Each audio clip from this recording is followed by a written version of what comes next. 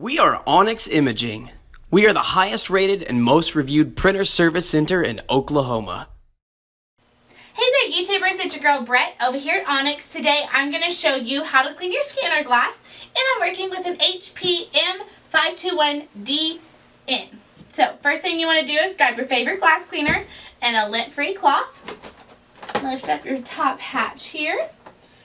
And what you want to do is you want to put the glass cleaner directly on the cloth. You do not want to put it on the glass. Sometimes it can seep through and cause more damage. So it's just safe to do it this way. And then gently clean your glass. Sometimes you will see like pen marks or even whiteout on there. So you may need to clean it more than once. If you're seeing more defects when you're using this part, the feeder, you want to focus on this little strip of glass that's right here.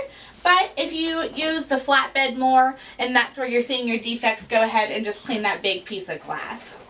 If you're seeing a lot of defects when scanning, it's probably time to put your printer in for a service. If you're in need of any supplies or quotes, give your girl Brett a call. Have a great day. Thank you for watching.